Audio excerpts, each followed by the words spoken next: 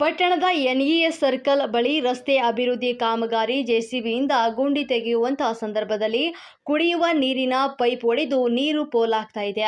15 ದಿನಗಳಿಂದಲೂ ಕೂಡ ಕುಡಿಯುವ ನೀರಿನ ಪೈಪ್ ಒಡೆದು ಕುಡಿಯುವ ನೀರಿಲ್ಲದೆ ಎನ್ಇಎಸ್ ಬಡಾವಣೆ ಮತ್ತು ನಟರಾಜ್ ಬಡಾವಣೆ ವೆಂಕಟಯ್ಯನ ಪಾಳ್ಯದ ನಿವಾಸಿಗಳು ನೀರಿಗಾಗಿ ಪರದಾಡ್ತಾ ಇದ್ದಾರೆ.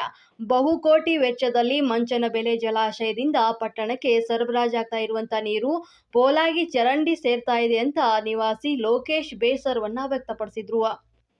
ಪುರಸಭೆ ಅಥವಾ ಮುಖ್ಯ ಅಧಿಕಾರಿ ಎಂಜಿನಿಯರ್ ಮಾಗಡಿಯಲ್ಲಿ ವಾಸವಾಗಿಲ್ಲ. ದೂರದ ಮೈಸೂರು ಮತ್ತು ಬೆಂಗಳೂರಿನಿಂದ ಬೆಳಗ್ಗೆ 11ಕ್ಕೆ ಕಚೇರಿಗೆ ನೆಂಟರು ಬಂದಂತೆ ಬಂದು ಸಹಿ ಹಾಕಿದರೆ ಅಂದಿನ ಕರ್ತವ್ಯ ಮುಗಿಯಿತು.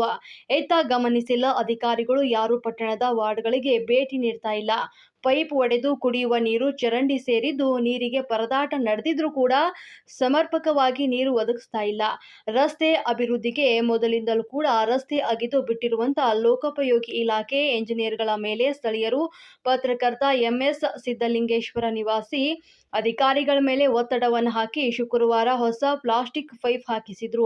ಕಳಪೆ ಪೈಪ್ ಹಾಕಿದ್ರಿಂದಾಗಿ ಭಾನುವಾರ ರಾತ್ರಿ ಪೈಪ್ ಒಡೆದಿದೆ. ರಾತ್ರಿ ಇಡೀ ಮತ್ತು ಬೆಳಗ್ಗೆ ನೀರು ಪೋಲಾಗಿ ಚರಂಡಿ ಸೇರಿದೆ. ಬಿಎಸ್ಎನ್ಎಲ್ ಮತ್ತು ಖಾಸಗಿ ಫೋನ್ ಕೇಬಲ್ ಅಳವಡಿಸಿದವರು ಸಹ ಕುಡಿಯುವ ನೀರಿನ ಪೈಪ್ ತುಂಡು ಮಾಡಿದ್ದಾರೆ ಮತ್ತು ಎನ್ಇಎಸ್ ಸರ್ಕಲ್ನಿಂದ ಗೌರಮ್ಮನ ಕೆರೆವರೆಗೆ ರಸ್ತೆ ಅಭಿವೃದ್ಧಿ ಕಾಮಗಾರಿ ಕುಂಠಿತ ನಡೆದಿದೆ ಮತ್ತು ರಸ್ತೆ ಬದಿ ಇರುವಂತಹ ಕುಡಿಯುವ ನೀರಿನ ಪೈಪ್ 16 ಕಡೆ ಒಡೆದಿದ್ದು ನೂತನ ಪೈಪ್ ಅಳವಡಿಸುವುದು ಸೂಕ್ತ. ವಿದ್ಯುತ್ ಕೇಬಲ್, ಒಳಚರಂಡಿ ಪೈಪ್ಗಳು ಸಹ ಜೆಸಿಬಿಗೆ ಸಿಲುಕಿ ಒಡೆದು ಹೋಗಿವೆ.